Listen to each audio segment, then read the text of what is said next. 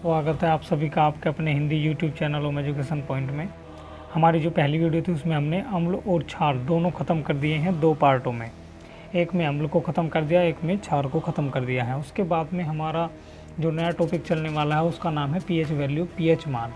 तो definition start करते हैं हम बिना समय को गंवाते हुए। तो डेफिनेशन में क्या बताया गया? डेफिनेशन में बताया गया, सोरेंस ने ये डेफिनेशन दी थी।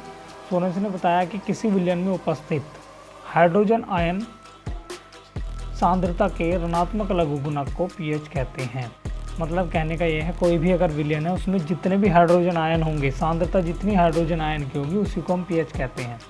उसका जो लघु गुणक है, ऋणात्मक लघु गुणक, उसको हम क्या कहते हैं? पीएच वैल्यू या पीएच मान कहते हैं। ये फॉर्मूला यहाँ पर दिया गया है, पीएच बराबर माइनस के log 10 H प्लस। मतलब कहने का ये है, हाइड्रोजन आयन के ऋणात्मक लघु गुणक को पीएच कहते हैं। इसको फॉर्मूले को थोड़ा सा मॉडिफाई कर सकते हैं। मॉडिफाई किस तरह से करेंगे?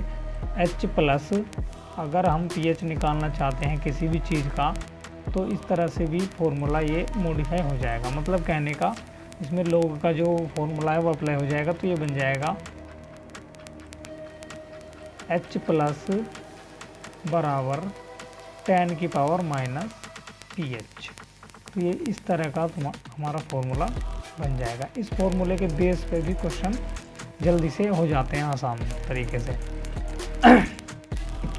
मैं करके आपको कुछ क्वेश्चन दिखा दूंगा किस तरह से इस फॉर्मूले पे क्वेश्चन हो जाएंगे। अब आगे चलते हैं।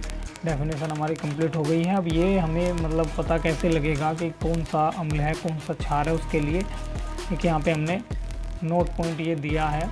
यदि कोई भी विलयन है और उसका पीएच मान 7 है तो वह क्या रहेगा? उदासीन रहेगा। यदि पीएच वैल्यू उसकी 7 से कम है तो वह अम्लीय रहने वाला है। यदि पीएच वैल्यू उसकी 7 से अधिक है तो वो क्षार रहने वाला है। आपको याद रखना है कि 7 पर उदासीन, 7 से कम पर अम्ल और 7 से ज़्यादा पर क्षार। कोई भी विलयन है वो इस तरह से रहेगा, अम्ल, क्षार और उदासीन। ये पीएच वैल्यू यहाँ पे आपको दी गई है, तो ये आप पूरे ध्यान से पढ़ेंगे और ध्यान रखेंगे। अब यहाँ पे कुछ पदार्थ दिए गए हैं, कुछ विलयन दिए गए हैं जिनका पीएच मान बताया गया है कि किसका पीएच मान कितना रहता है। तो नींबू है, ये अम्लीय होता है, आप सभी लोग जानते हैं, हम भी जानते हैं, खाने में खट्टा लगता है। उसकी पीएच वैल्यू होती है 2.2, उसका जो नींबू का रस होता है। सिरके की पीएच वैल्यू होती है 2.4। शराब की पीएच वैल्यू होती है 2.8, क्योंकि ये सभी अम्ल हैं तो इसीलिए 7 से नीचे आ रहे हैं। समुद्री जल की वैल्यू होती है 8.4, ये क्षारीय होता है। रक्त की होती है, ब्लड की 7.4, ये क्षारीय होता है। और लार की होती है 6.5, ये अम्ल रहेगा क्योंकि वैल्यू जो है वो 7 से नीचे आ गई है।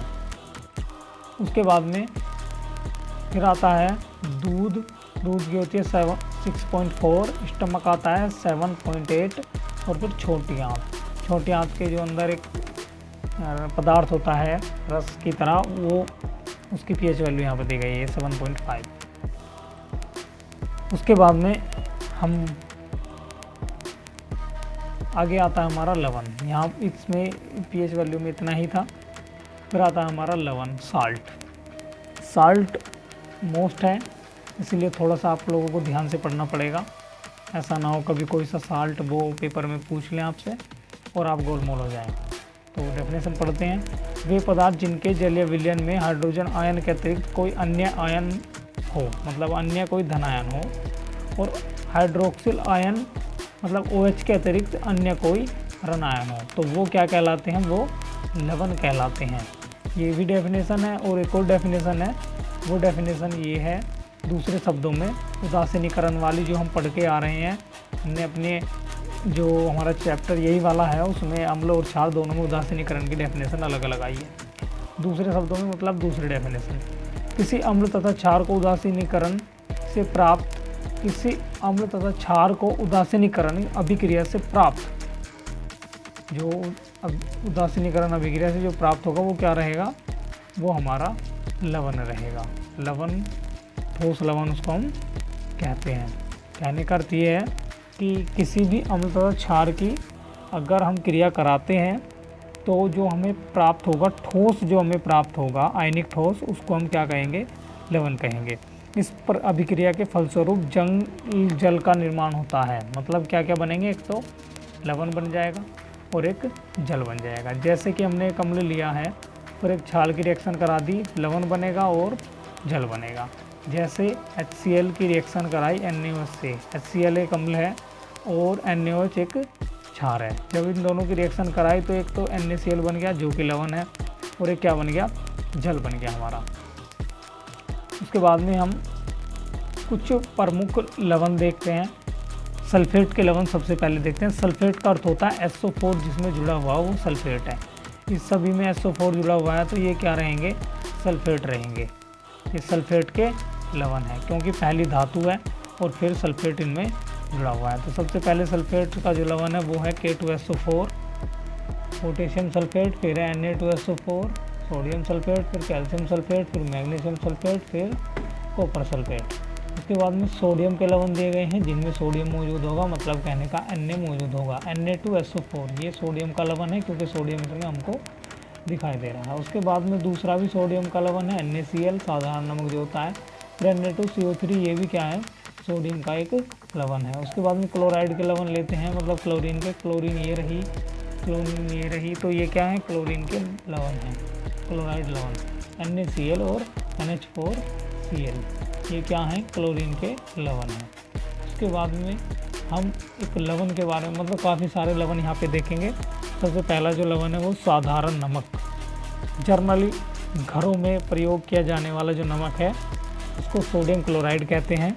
उसी नमक के बारे में हम बात करेंगे, वो एक लवण है। रासायनिक नाम है सोडियम क्लोराइड, सामान्य नाम है साधारण नमक, अणुसूत्र NaCl है। उसके बाद में हम देखते हैं बनाने की विधि, किस तरह से प्रयोगशाला में ये नमक बनाया जाएगा।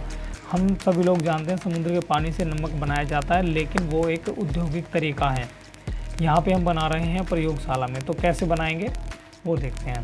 उसमें बताया गया है कि यदि हम हाइड्रोक्लोरिक अम्ल मतलब NaCl एवं सोडियम हाइड्रोक्साइड के विलयन की अभिक्रिया कराते हैं तो क्या बनता है, लवण बन जाता है हमारा। कौन से वाला, NaCl लवण बनता है। इसे क्या कहते हैं हम, साधारण नमक भी कहते हैं। इसे किससे प्राप्त किया जाता है, समुद्री जल से भी प्राप्त किया जाता है। यहाँ पे मिस्टेक है, इसे है यहाँ पे, ये ऐसे लिखा गया, इसको सही कर देंगे हम नोट्स के अंदर। ठीक है, तो समुद्र से प्राप्त किया जाता है। और ये किससे प्राप्त किया जाता है, NaCl हमारा किससे प्राप्त किया जाता है, HCl की रिएक्शन NaOH पे कराने पर भी हमें क्या मिल जाता है, नमक मिल जाता है, साधारण नमक। ये इक्वेशन काफ़ी टाइम आ चुकी है तो इसको अच्छे से याद कर लें क्योंकि ये कई जगह पर आ गई है। उसके बाद में उपयोग की बात करते हैं, कहाँ कहाँ पे इसके उपयोग हैं, किस तरह से हम इसे उपयोग में लेते हैं। तो साधारण नमक का उपयोग खाने में किया जाता है। NaCl का उपयोग sodium hydroxide, baking soda, washing soda, व्यंजक चूर्ण बनाने में किया जाता है। ये 3-4 उपयोग हैं जो यहाँ पे हमने को दे दिए हैं। उसके बाद सोडियम हाइड्रोक्साइड एक अलग लवण है, इसके बारे में हम डिस्कस करने वाले हैं, सोडियम हाइड्रोक्साइड के। सोडियम हाइड्रोक्साइड का जो रासायनिक नाम है वो क्या है, सोडियम हाइड्रोक्साइड है। साधारण जो नाम है इसका कास्टिक सोडा है, अणुसूत्र है NaOH। साबुन बनाने में भी ये प्रयोग किया जाता है कास्टिक सोडा, अणुसूत्र है इसका NaOH। जो कपड़े धोने वाली साबुन होती है उसमें NaOH डाला जाता है, और जो नहाने वाली साबुन है उसमें KOH, क्योंकि जो NaOH से बनी साबुन है वो कठोर होती हैं और जो KOH से बनी साबुन है वो नरम होती हैं। उसके बाद में हम बात करने वाले हैं, अणुसूत्र NaOH होता है। ठीक है, यहाँ पे एक डेफिनेशन में यही सारी चीज़ें लिख के दी गई हैं कि सोडियम हाइड्रोक्साइड का सामान्य नाम क्या है, कास्टिक सोडा है, और रासायनिक सूत्र NaOH है। उसके बाद बनाने की विधि, प्रयोगशाला में आप किस तरह से इसको बनाएंगे वो यहाँ पे बताया गया है।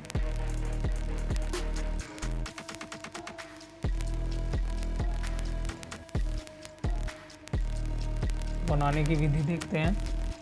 बनाने की विधि में बताया गया है, सोडियम हाइड्रोक्लोराइड के जलीय विलयन में विद्युत धारा प्रवाहित करने पर सोडियम हाइड्रोक्साइड NaOH प्राप्त हो जाता है या होता है। 2NaCl, मतलब कहने का यह है जलीय विलयन लिया गया है किसका, NaCl का जलीय विलयन ये लिया गया है। और इसमें क्या प्रवाहित कर दिया, वैद्युत धारा, बिजली प्रवाहित कर दी है। तो वैद्युत धारा इसमें जैसे प्रवाहित करेंगे तो हमारा क्या बन के आ जाएगा हमारे पास में, NaOH कास्टिक सोडा बन के हमारा आ जाएगा। हमने क्या क्या लिया है एक बार फिर देखते हैं। NaCl मतलब NaCl का जलीय विलयन लिया है, फिर उसमें वैद्युत धारा प्रवाहित कर दी गई है और क्या बना, NaOH बन गया और Cl क्लोरीन बाहर निकल जाती है और हाइड्रोजन गैस भी बाहर निकल जाती है। उसके बाद में इसके भी उपयोग हैं कुछ, जैसे कि साबुन बनाने में, अपारमर्जक बनाने में और कागज उद्योग में और कृत्रिम फाइबर बनाने में। धातुओं से ग्रीस हटाने के लिए जो चिकनाई है वो सोडियम हाइड्रोक्साइड, क्योंकि कास्टिक सोडा है तो चिकनाई को काट देता है और ये चिकनाई को हटा देता है। ग्रीस वगैरह को इसी से हटा दिया जाता है। उसके बाद विरंजक चूर्ण आ गया है आपका, ब्लीचिंग पाउडर जिसको बोलते हैं, जो ब्लीच कराते हैं मुंह पर सौंदर्य के लिए, वो सभी विरंजक चूर्ण से ही होती हैं।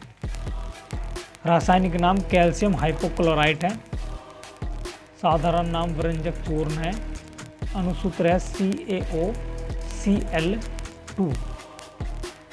यहाँ पे ये एक लाइन में ऐसे ही लिख के दिया है कि इसका रासायनिक नाम क्या है, मतलब कैल्शियम हाइपोक्लोराइट, और रासायनिक जो सूत्र है वो CaOCl2 इसका रासायनिक सूत्र है। बनाने की विधि देखते हैं, बनाने की विधि में क्या बताया गया है।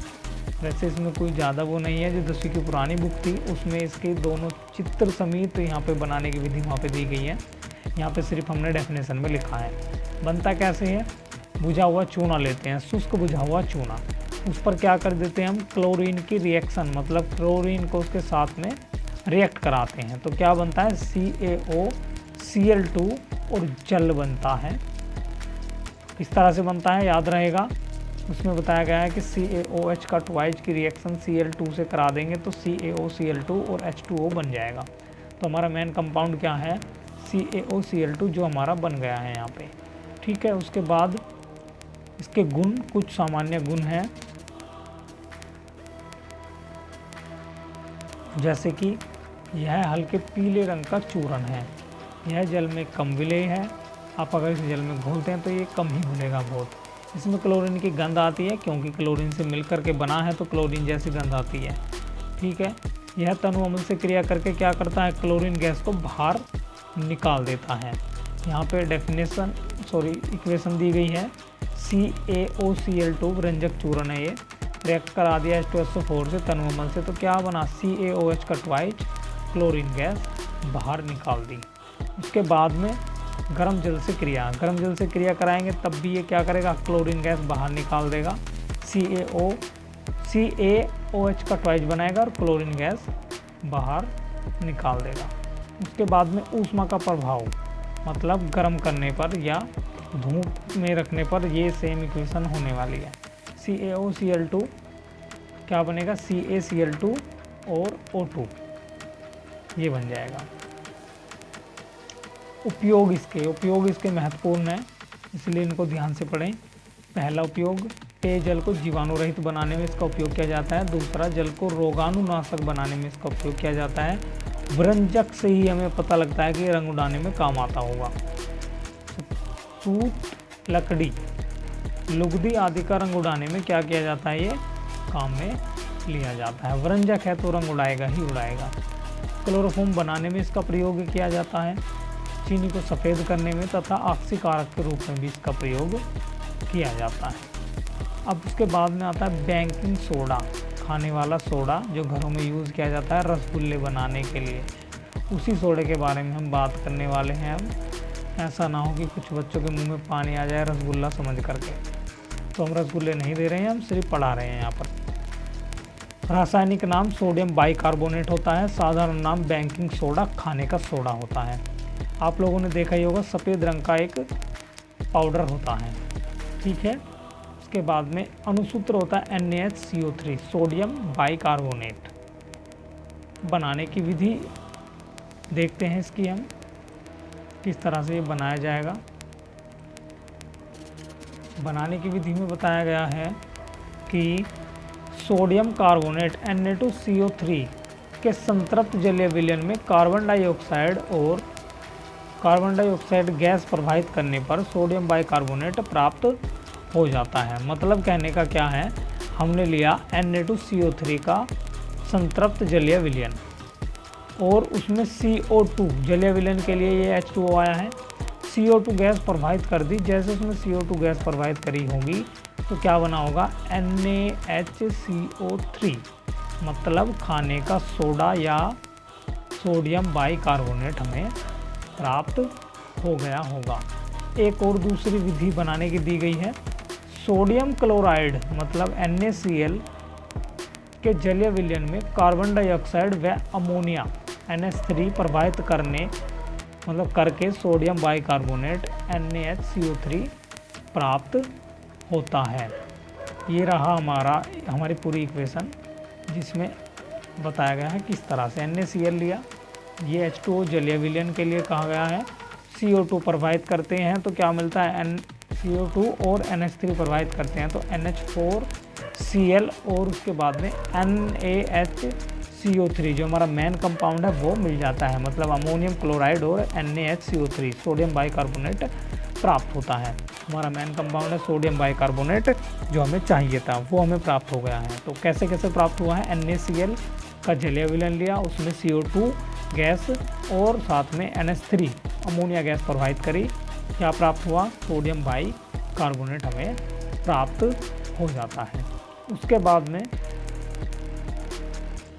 इसके कुछ गुणधर्म हैं, जैसे कि सबसे पहले में बताया गया है सोडियम बाइकार्बोनेट सफ़ेद क्रिस्टलीय ठोस है जो जल में क्या है, विलय है, मतलब घुल जाता है। ऊष्मा का प्रभाव, अगर 100 डिग्री सेल्सियस से अधिक ताप पर इसको गर्म करते हैं तो सोडियम कार्बोनेट में क्या हो जाता है, बदल जाता है, परिवर्तित हो जाता है। इक्वेशन यहाँ पर दी गई है उस तरह की, जैसे हमने H2Na और NaHCO3 को क्या करा, गर्म करा। डेल्टा का चिन्ह जो है ये बता रहा है कि गर्म किया गया है, क्या बनाता है, Na2CO3 कार्बन डाइऑक्साइड गैस बाहर निकल जाती है, जल बाहर निकल जाता है। उसके बाद में जल अपघटन देखते हैं, इसका जल अपघटन होने पर क्या करता है। यह जल अपघटन होने पर क्षारीय विलयन का निर्माण करता है। 2NaCO3 H2O से जैसे रिएक्शन कराएंगे तो NaOH बनाएगा और H2CO3 बनाएगा। ये जो हमारा NaHCO3 है, खाने का सोडा, ये पेट के अम्लता दूर करने में भी काम आता है। उसके बाद में अम्लों से क्रिया, अगर इसकी अम्लों से क्रिया करा देंगे तो क्या मिलेगा, बेकिंग सोडा मतलब Na2CO3 की अम्लों से क्रिया करने पर लवण कार्बन डाइऑक्साइड प्राप्त होती है। जैसे कि NaHCO3 की रिएक्शन करा दी H2SO4 से तो Na2SO4 और H2CO3 H2O और कार्बन डाइऑक्साइड, ये चीज़ें हमें प्राप्त हो जाती हैं। उपयोग देखते हैं हम इसके। उपयोग में सबसे पहला उपयोग वही दिया है जो हमने बताया है आपको ऊपर भी। इसमें उपयोग में बताया गया है कि पेट की अम्लता दूर करने में इसका उपयोग किया जाता है। चर्म रोगों के निवारण में इसका उपयोग किया जाता है। प्रयोगशाला में अभिकर्मक के रूप में इसका उपयोग किया जाता है। कच्चे दूध को फटने से रोकने के लिए इसका उपयोग किया जाता है। ब्रेड बनाने में इसका उपयोग किया जाता है। रसगुल्ले बनाने में इसका उपयोग किया जाता है। काफ़ी चीज़ों में इसका उपयोग किया जाता है। तो इसके कुछ उपयोग भी आप पढ़ लेंगे एक बार, क्योंकि हो सकता है एग्ज़ाम में उपयोग पूछ ले जाएंगे। ये इक्वेशन जो दी गई है ये भी आपको पढ़ लेनी है, क्योंकि हो सकता है इक्वेशन रासायनिक समीकरण पूछ ले। उसके बाद में हम पढ़ेंगे धावन सोडा अगली वीडियो में। उसके बाद धावन सोडे के बाद में नौसादर के बाद पढ़ेंगे हम प्लास्टर ऑफ पेरिस पढ़ने के बाद में ये हमारा चैप्टर पूरा का पूरा क्लोज हो जाएगा। तो आशा करते हैं ये वीडियो हमारी पसंद आई होगी आपको। मिलते हैं एक अगली वीडियो में, जब तक के लिए जय हिंद जय भारत।